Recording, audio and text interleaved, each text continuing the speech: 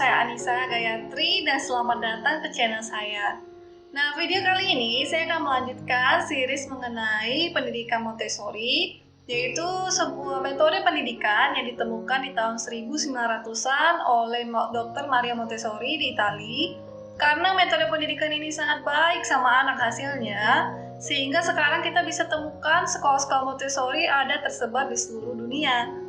Nah, sebelumnya saya udah bahas aktivitas bersama anak dengan Montessori. Saya juga udah bahas bagaimana sih membuat anak lebih mandiri dengan metode Montessori dan juga prinsip dasar metode Montessori. Sekarang saya akan bahas bagaimana caranya membesarkan anak, yaitu parentingnya seperti apa, peran orang tua seperti apa, dan disiplin positif ala Montessori itu seperti apa. Nah, langsung aja kita mulai, tapi sebelum kita mulai jangan lupa subscribe. Yang sudah subscribe, terima kasih banyak. Yang belum di-subscribe ya, terus jangan lupa like juga dan juga bagikan ke orang lain. Yang pertama adalah peran orang tua. Peran orang tua di Montessori itu bukan seperti bos, jadi kita nyuruh-nyuruh anak. Anak harus belajar misalnya matematika, bahasa Inggris, harus jadi besarnya misalnya jadi dokter, jadi kita paksa arah tumbuhnya anak. Kalau di Montessori, anak itu dibebaskan untuk tumbuh kembangnya kemana, dan dia itu punya hak juga untuk memilih apa yang dia suka. Jadi bukan karena keinginan kita, misalnya masa kecil nggak jadi balerina, terus anak mau kita paksa jadi balerina, ataupun karena kita misalnya pintar matematika, paksa anak juga jadi pintar matematika. Di Montessori itu terserah anak, tergantung dia sukanya kemana, jadi kita biarkan anak tumbuh dengan bebas. Selain itu, di Montessori juga peran orang tua bukan seperti pembantu gitu ya, mengerjakan segala sesuatu untuk anak. Misalnya, kerjakan PR anak mau berangkat sekolah, orang tuanya yang sibuk, dan lain sebagainya. Nah, di Montessori itu malahan anak diajarkan untuk help me to help myself. Jadi, kita ajarkan anak, kita tolong anak untuk menjadi lebih mandiri dan independen, yang sudah saya pernah bahas juga di video saya sebelumnya. Nah, kalau untuk yang mau lihat video saya tentang Montessori yang sebelumnya, bisa dicek di deskripsi video ini atau cek ke playlist Montessori yang sudah saya buat di channel saya. Nah, jadi sekarang peran orang tua bukan nyuruh-nyuruh kayak bos, bukan juga ngerjakan segala sesuatu seperti pembantunya. Peran orang tua adalah menjadi pembimbing, jadi kita membimbing anak untuk mengerti mana yang benar, mana yang salah. Contohnya sebagai pembimbing, kita itu tidak pernah membanding-bandingkan anak satu sama lainnya, ataupun dengan tetangganya, atau dengan saudaranya, ataupun dengan temannya. Karena anak itu dianggap punya keunikan masing-masing, punya perbedaan yang menarik dan juga perlu dihargai, karena mereka itu berbeda satu sama lain, jadi tidak perlu dibanding-bandingkan. Selain itu juga kita tidak memberikan label sama anak. Sebagai pembimbing, kita tidak memberikan label apapun itu. Label positif, apapun label negatif. Label positif sekalipun, misalnya kayak punya saudara. Jadi biasanya anak yang pengen besar, kita bilang udah besar, harus tahu segalanya, harus lebih mandiri. Kasih label positif seperti ini, itu malah menjadi tanggung jawab besar untuk anak. Anak akan merasa takut kalau labelnya itu tidak dia penuhi, sehingga dia tuh jadi selalu khawatir karena dia takut jika nggak seperti itu lagi, nggak dewasa lagi, orang tuanya nggak sayang dia lagi. Jadi labelnya positif ataupun negatif, seperti pemalu, itu juga buat anak malah menjadi seperti ekspektasi perilaku kita sama dia. Jadi benar-benaran pemalu. Jadi sebagai pembimbing yang baik, kita tidak membanding-bandingkan anak ataupun memberikan label positif ataupun negatif. Selain itu, sebagai pembimbing juga, kita itu perannya untuk memberikan anak lingkungan yang terbaik, karena Montessori percaya setiap anak yang tumbuh itu memiliki potensi yang luar biasa kalau dikembangkan dari usia dini. Nah, cara mengembangkan potensinya ini kalau untuk anak di bawah 6 tahun adalah dengan menstimulasi semua organ sensorinya, jadi panca inderanya. Saya sudah bahas di video saya sebelumnya mengenai aktivitas sensori sama anak. Karena dianggap dengan memberikan aktivitas sensori ini, kita itu membuat perkembangan otak anak yang masih berkembang pada saat usia 6 tahun ke bawah ini kan, itu menjadi lebih optimal, sehingga lebih baik untuk kedepannya bagi anak. Selain itu juga di Montessori, khususnya untuk belajar matematika, itu sangat dianjurkan ketika anak bisa melihat secara nyata bendanya apa. Jadi bukan misalnya 2 tambah 2 hanya mengerjakan di buku saja. Karena Montessori percaya ketika anak itu bisa pegang langsung, berarti pegang angka 2-nya sama 2, berarti misalnya ada 2 pensil sama 2 pensil lagi, terus dia bisa sentuh 4 itu gimana, itu dia jadi pemahamannya itu lebih mendalam ketimbang anak yang hanya mengerjakan di kertas aja. Dan bisa kita kasih misalnya seperti perkenalan bentuk atau bangun ruang, anak bisa kita kasih bendanya dan bisa disentuh. Nah, tadi kan udah saya bahas ya, orang tua Montessori itu tidak memaksa anak gitu. Jadi anak tergantung dia maunya kemana jalannya. Tapi kalau anak buat kesalahan bagaimana? Apa kita biarin aja gitu? Jawabannya tidak. Di Montessori juga ada disiplin namanya disiplin positif. Nah, sebelum kita bahas disiplin positif, perlu dipahami. Disiplin itu berasal dari kata disiplina, yaitu bahasa Latin yang artinya mengajar, bukan menghukum. Jadi di Montessori kita tidak menggunakan hukuman sama sekali, yaitu seperti mengancam, ataupun marahin anak, ataupun misalnya time out. Karena seperti saya udah pernah bahas juga di video saya sebelumnya mengenai disiplin, disiplin seperti itu menggunakan rasa takut anak biar dia mau mendengar. Tapi ketika anak sudah besar, pasti kan udah nggak takut lagi. Mau sampai kapan kita buat rasa takut itu aja yang menentukan perilaku anak. Sama ketika kita menggunakan rasa takut, anak itu tidak pernah berpikir gitu kan, dia merefleksikan dirinya, saya itu salah, saya seharusnya nggak buat begini, ini perilaku yang baik. Tidak, yang ada cuma rasa takut, sama merasa orang tuanya itu jahat sama dia. Jadi nanti ke depannya dia bisa aja takut nggak melakukan, atau diam-diam di belakang dia melakukannya, ataupun bohong sama orang tuanya untuk menghindari hukuman. Sama lucunya lagi, ketika kita gunakan hukuman ini, anak itu seperti membuat persepsi di dalam dirinya bahwa perilaku dia tidak bisa mengatur, hanya orang tuanya yang bisa mengatur perilaku dia. Itu jadi faktor eksternal. Jadi kedepannya sering tumbuh jadi anak-anak yang suka menyalahkan orang tuanya atas segala sesuatu yang terjadi sama dia. Karena dianggap orang tuanya yang bisa ngatur perilaku dia, bukan pemahaman dari diri dia sendiri. Nah, jadi harus dihindari hukuman itu ya. Bahkan di Montessori juga nggak pakai pujian yang berlebihan atau stiker, karena itu kan hadiah yang lambat laun juga nggak menarik lagi buat anak. Tapi di Montessori itu, yang penting itu anak itu paham dari dalam dirinya sendiri dan memilih dari dirinya sendiri bahwa ini perilaku yang baik yang harus saya lakukan, ini perilaku yang tidak baik yang tidak harus saya lakukan. Nah, contohnya misalnya ada suatu masalah nih. Misalnya anak menumpahkan air, kita nggak langsung marahin anak, tapi kita ikutkan anak untuk mencari solusi bagaimana biar dia tidak menumpahkan air ke depannya. Jadi kita bisa bilang sama anak, ibu nggak suka airnya tumpah, dan bagaimana sih caranya biar adik airnya nggak tumpah lagi ke depannya. Tanyakan sama anak bagaimana solusinya.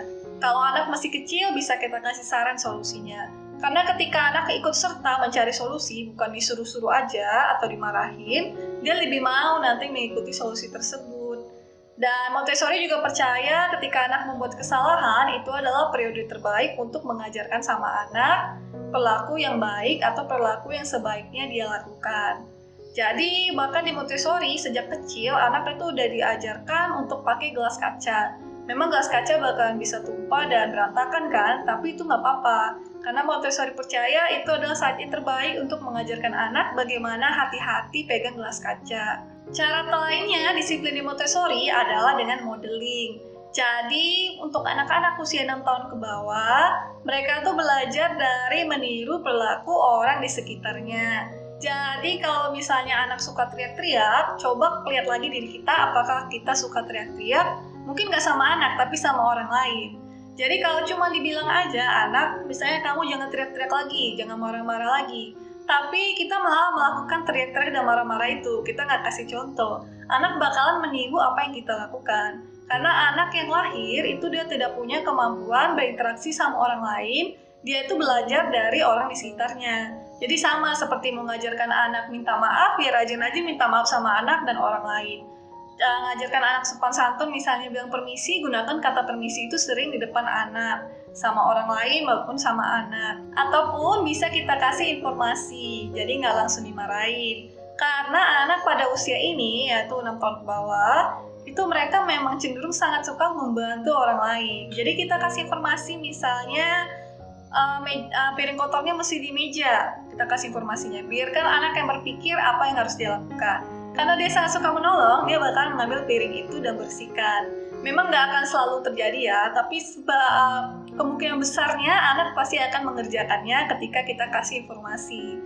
Atau misalnya ada mainan di lantai, itu ada mobil-mobilan di lantai. Biarkan anak yang berpikir apa yang harus dilakukan dengan mobil-mobilan tersebut. Jadi karena nggak dipaksa, anak itu merasa lebih senang ya untuk melakukan sesuatu ketika dia punya pilihan untuk melakukannya, bukan karena dipaksa sama orang lain. Terakhir juga di Montessori itu sangat penting untuk disiplinnya itu biar bisa berjalan, yaitu dengan kita menjalin hubungan yang positif sama anak. Saya juga sudah bahas di video saya sebelumnya mengenai kebiasaan agar anak lebih mau mendengarkan yang ada di deskripsi video bawah ini. Yaitu kadang kita udah merasa sayang sama anak. Ternyata anak itu memiliki bahasa kasih sayang yang berbeda sama kita. Jadi kasih sayangnya kita itu nggak sampai ke anak. Dia merasa tidak sepenuhnya orang tuanya ada di sisi dia. Jadi video saya sebelumnya itu saya bahas kebiasaan dan bagaimana cara cari tahu gitu bahasa cinta kasihnya anak itu gimana. Gimana kasih sayang yang harus kita kasih sama anak biar dia mengerti bahwa dia disayangi. Karena ketika anak merasa disayangi, dia merasa dekat sama orang tua, dia pasti ingin mempertahankan hubungan baik dengan orang tua, jadi dia lebih mau mendengarkan dan menjalankan disiplin yang kita jalankan. Yang ketiga adalah tipsnya yaitu testing limits. Jadi untuk anak usia di bawah 6 tahun, karena dia belum paham ya perilaku yang baik dan benar, yang salah itu bagaimana, dia suka menguji respon yang kita dapat dari kita gitu. Jadi dia melakukan satu perilaku, ketika respon kita itu berbeda-beda, yang disebut dengan intermittent reinforcement, itu membuat anak akan melakukan perilaku yang sama berulang-ulang karena dia butuh kita sebagai pembimbing tadi yang jelas aturannya apa, bukan yang hari ini A, besok nanti B. Contohnya misalnya kita ada aturan anak harus merapikan sepatu setiap masuk ke rumah, tapi aturannya nggak sering dijalankan. Mungkin hari ini ia disuruh rapikan, besok dibiarin aja, besoknya lagi kita yang rapin sepatunya. Jadi responnya itu nggak selalu sama, sehingga anak akan bakalan membuang sepatunya itu jadi nggak rapi setiap hari, karena dia butuh respon yang sama dari orang tuanya. Ketika responnya sama itu baru akan menjadi perilaku yang menetap sama anak. Memang awalnya butuh dilatih berkali-kali sampai anak dapat paham gitu. Misalnya aturan merapikan sepatu.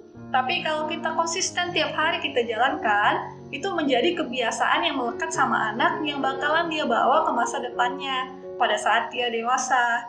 Dan selain itu juga harus satu rumah satu aturannya. Jadi tidak boleh misalnya dari ibu aturannya A, dari ayah B, itu menjadi tidak konsisten. Anak akan melakukan hal yang sama lagi berulang-ulang. Jadi usahakan untuk diskusikan sama semua orang di satu rumah itu punya aturannya sama. Dan jangan juga nanti di depan bilang iya, nanti di belakang ngomong sama anak jelek-jelekan yang lain gitu. Bilang, aturan itu nggak bagus, soalnya aturan seperti ini. Jadi tidak menjelek-jelekan pasangan ataupun orang lain yang ada di rumah juga. Yang keempat, di Montessori itu sangat menganjurkan punya rutinitas.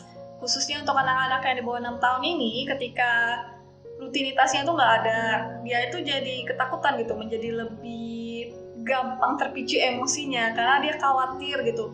Apa sih selanjutnya? Kalau dia punya rutinitas yang konsisten, itu jadinya dia bisa prediksi apa yang akan dilakukan selanjutnya, sehingga dia itu jadi lebih tenang. Dan kita bisa kasih rutinitas itu nggak perlu jamnya harus sama, cuman urutannya aja yang sama. Misalnya habis makan, dia pasti mandi, terus tidur. Jadi satu hari itu punya rutinitas, nanti siangnya makan siang, nanti ada jam habis makan siang harus tidur, habis itu baru makan lagi. Rutinitas yang sama setiap hari. Jadi dia bisa prediksi apa yang akan terjadi selanjutnya. Nah, yang terakhir, di Montessori itu selalu melihat apapun dari perspektif anak. Jadi, setiap hari kita tuh harus menjadi kertas kosong. Jadi, kalau anak melakukan sesuatu, kita tidak langsung menjudge.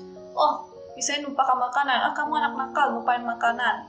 Jadilah kertas kosong, jadi ketika melihat anak, kita nggak langsung menilai dia, tapi melihat dari perspektifnya dia. Apakah dia numpahkan makanan karena dia udah nggak mau makan lagi? Berarti kita bisa respon, kita ambil tempat makannya. Ataupun misalnya anak suka melempar-lemparkan barang-barang misalnya dari lemari dibuang keluar. Kita lihat dari perspektif dia, karena anak itu kan memang masih anak-anak ya, mereka itu tidak logis seperti kita yang bisa berpikir lebih baik gitu, karena mereka ya memang masih anak-anak, jadi mesti kita bantu. Jadi kalau contoh tadi dia membuang-buang barang, berarti dia butuh aktivitas mengeluarkan benda dari kotak. Jadi bisa kita kasih keranjang atau kotak dengan banyak benda di dalamnya yang bisa dia keluarkan dan masukkan. Dan kita lihat juga, karena anak usia ini itu kan belum logis tadi kan, mesti butuh bantuan kita, otaknya mesti nampak perkembangan, nggak mungkin bisa berpikir seperti kita orang dewasa. Jadi kita bantu, kita jadi lebih proaktif. Jadi kita lihat dari sisinya dia, misalnya nih, dia suka tiap ngambil tisu, tisunya selalu berantakan. Kita lihat dari sisi anak, berarti dia menunjukkan dia belum mampu itu mengambil tisu dengan rapi. Jadi kita jadi lebih proaktif, kita sediakan 2 atau 3 lembar tisu aja, jadi nggak berantakan. Nah, ini kita bilang lebih proaktif, kita atur seperti ini, nanti anak terbiasa. Enggak, anak memang ada usianya, nanti dia bisa nanti ngambil tisunya yang sesuai. Tapi kalau masih kecil, memang dia belum bisa saat itu, jadi jangan dikasih dulu yang sulit, kita kasih yang mudah, ya kita ubah dengan hanya 2 tisu aja. Sama seperti setiap pakai sabun cuci tangan selalu tumpah, kasih sabunnya sedikit aja. Atau kesulitan untuk merapikan mainan, berarti itu anak menunjukkan bahwa dia belum mampu merapikan mainan yang banyak. Jadi kita kasih 2 atau 3. Nanti ke depannya bisa kita kasih lebih banyak. Jadi kita kasih tingkat kesulitannya lebih banyak. Awalnya mungkin 2 mainan, nanti besoknya 3 mainan, dilihat apakah bisa dia merapikannya. Kalau bisa, nanti lama-lama bisa kasih 4 mainan. Jadi semakin anak bertambah usianya, kita judge lagi gitu, kita nilai lagi. Kalau dia sudah mampu, kita kasih yang lebih banyak lagi. Nah, demikian video saya, semoga bermanfaat. Jadi jangan lupa subscribe. Video saya selanjutnya mengenai tips agar lebih sabar sama anak, nggak gampang terpicu emosinya, nggak gampang marah-marah atau teriak-teriak. Biar nggak ketinggalan, jadi subscribe dulu. Yang sudah subscribe, terima kasih banyak. Kalau suka video ini, di like dan juga dibagikan ke orang lain. Dan demikian, dan terima kasih kembali. Sampai jumpa di video saya selanjutnya.